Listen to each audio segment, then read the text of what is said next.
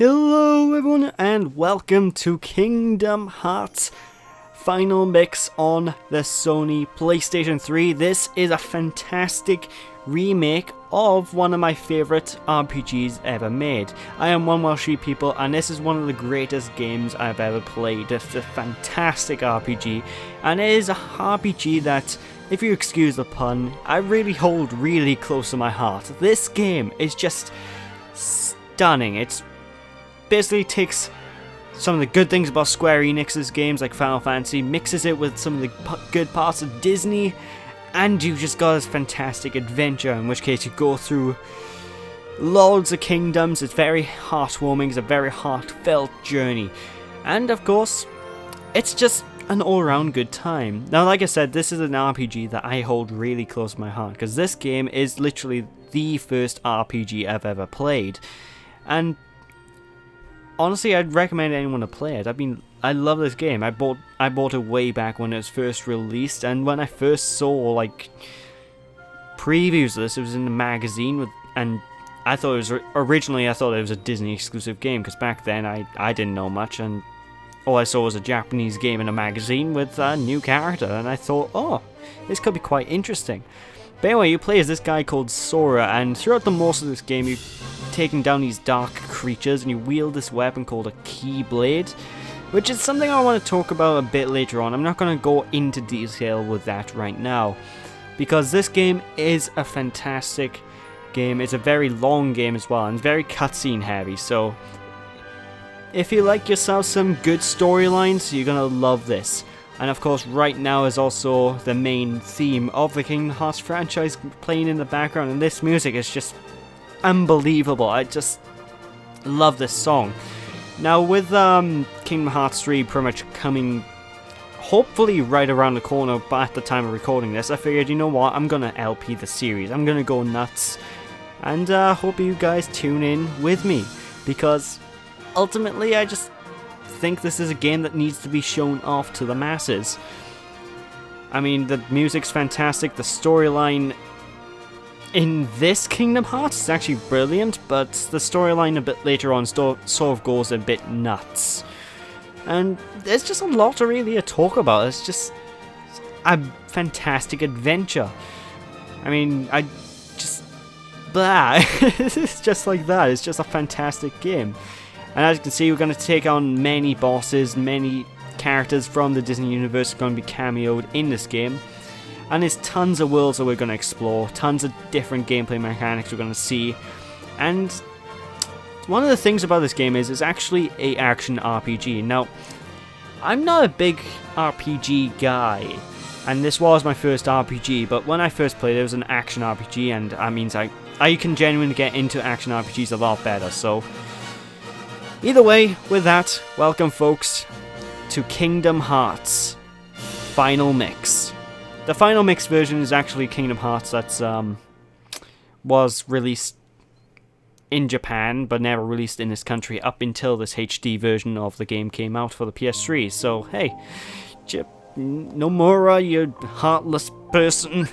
But anyway, we're going to be playing on the standard difficulty of the game, so things won't get too difficult, things won't be too hard to deal with. Now, I would try and LP this game on a harder difficulty, but I'm not that good at it. So anyway, enjoy the intro cutscene.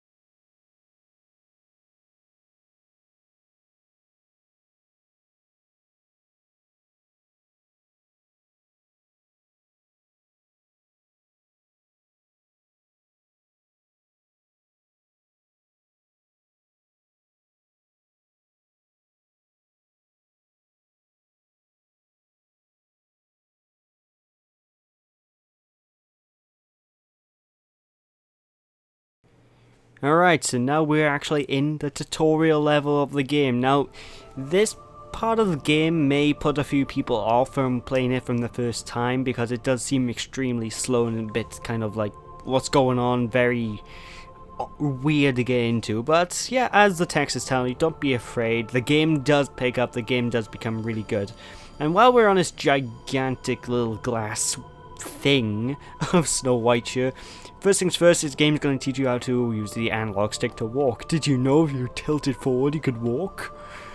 Well, you might not, because you never know, it could be your very first game. You know, your very first 3D game. But hey, power sleeps within you. Now by here you're going to be given 3 choices of different powers you can get. Now, whatever you choose will affect your stats in a different way, and you will also be gaining different abilities in a different speed. So circle button is the jump and the X button is usually to confirm things with a menu. And what I'm going to be doing with this one is I'm going to be going to steal the power of the Guardian here, because basically what I'm choosing is the perfect way to get like a sort of like the average stats out of all the stats you could potentially pick up. But anyway, I'm going to take that and get rid of the sword. This will give me an average strength, an average magic, and overall it's actually a very good idea to do. As you can probably see on the screen in a few seconds ago, I actually did flash up a little chart. So if you wanted to see the chart for what stats you get, because the game doesn't tell you the stats you earn from this, so you'll really need to either Google it or experiment.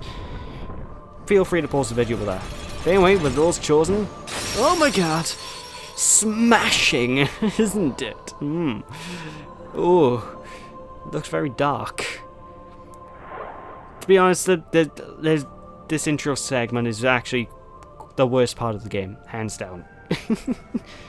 It really is. It's just boring, it's tedious, but like I said, bear with it, folks, because after this, the game's really going to start kicking off. So here we are on this. Actually, what Disney princess was that? I couldn't see. No matter. Either way, we gained the power to fight. So yeah, press the X button attack. Now on the bottom left of the screen, you'll see a little menu thing. The X button is kind of like the button to choose what's on that menu. So as time goes on throughout this tutorial, you'll see things like items popping in that little menu, and you use the D-pad to actually segment through the menu. For the most part, you're going to really keep it on the attack button, so just keep mashing X to take down enemies. After you take out the first enemy by here, which usually takes just basically a simple 3-hit combo, the game's going to tell you, oh yeah, you can get experience points. Of course, you never know. It's very unlikely you're going to be as experienced as me at this game. No, that's a lie. I'm not actually that good at this game. I'll openly admit that. But anyway, if you press the R1 button, as the game's telling you, you can actually lock onto these dark creatures here. And what are these dark creatures? Well, they're creatures we're going to see a bit more as time goes on. And I have to say, the shield is actually surprisingly effective as a weapon. I mean, no wonder Captain America uses a shield. I mean, how else are you going to get shielded from enemy attacks? You're gonna block them with your face? Well, that's normally how I used to do it, because I used to just go with a full-blown tank run of this game, where I used to grind like no tomorrow and just sort of charge my way through the enemies. Don't play that style. Trust me, it's not recommended. I'm gonna try and be a bit defensive in this playthrough, because 1, it'll be a little bit more interesting to watch, and 2, I get more time to explain enemy tactics and such. But of course, let's just move on by here. This is a door. And that is a camera. If you move the right stick, you can mess around with the camera, and it's kind of really awkward to deal with. But that door there, as you can see, is transparent. And the triangle button is actually a reaction command. These weren't introduced in a series normally until Kingdom Hearts 2, but through the power of high definition remix, we are able to use these reaction commands on the PS3 version of the game. And simply, it's just press triangle button to use certain things in the environment, like talk to people, pick up boxes, etc, etc. But the reaction commands, everything in this game that shows up in a reaction command actually originally kind of popped up on the very bottom of that menu. Now the bottom of that menu is something we're not going to touch on for a while. Like, it's going to be over 2 hours plus into the game until we actually see that menu command actually fill up. But trust me, it's a little bit easier than what they had going originally, because originally you had to go down to the bottom of the menu to open this door, and it was just really frustrating. But hey, let's just check out. Oh my god, it's so bright. Can you feel sunshine? Well, I can't really feel the sunshine, but I can be blinded by it. My god. I know I have a very enlightening personality, but Jesus. But anyway, the cryptic text that's really talking to you right now, you can sort of ignore it for the time being. Although don't ignore it, pay attention to it obviously because story reasons, but for the most part it's pretty much just cryptic stuff saying, "Ooh, look, we're interesting." Now you want to talk to these fellows by here to actually progress further, and they will ask you a question each. Now depending on the answer, you'll gain different experience and different you'll gain experience at a different rate, and you'll earn skills and stuff at a different rate. So what I chose is basically the perfect thing to choose if you're doing a normal run of this game, because this will make my adventure begin at midday, which means my experience points, I'll get pretty much the average experience points gain. If you started in the night or an evening or whatever it's called, your experience point gain will be slower at the start and it'll be quicker later on, and the exact opposite if you start in the morning. Or is it the other way around? Well, something like that. But hey, isn't that Aurora? Yes, that's Aurora. Hey, I remember at least one of the Disney princesses. I'm proud of that. Oh, what a thorn in my side. Get it? Because there's thorns on... But anyway, when you're outside a battle, you can actually press the start button, which will open up a menu which you can use to, well, equip items, choose your abilities, etc, etc. We won't mess with that for quite a while yet. For now, it's time to take on the first major groups of enemies. Now, these guys by here are known as shadows, and they're the weakest enemy in the game. It takes us, at this level we are, which is level 1. No, I didn't think that. I thought we'd start at level 200. Fucking hell. But yeah, it'll take a simple 3-hit combo to take out each of these guys. And their main gimmick is they'll sort of flatten themselves into a 2D form and sort of slide across the floor. When they're in a 2D form, you can't really hurt them, so wait until they pop up and then hit them.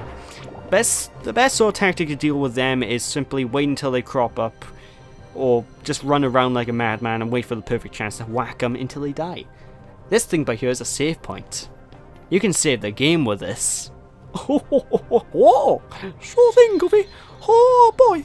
So yeah, press the triangle button if you want to save, and then step on a save point will actually open up a nice pathway, which this graphical effect used to really impress me, and this pathway will lead you into the next area. So with that is the end of the first part, folks, so hope you all enjoyed. If you all want to continue tuning into this LP, if you're not subscribed to the channel already, feel free to subscribe. And I'll catch you all in the next part. So thank you all for watching again. Don't be sheepish, people. I'll see you after. Bye!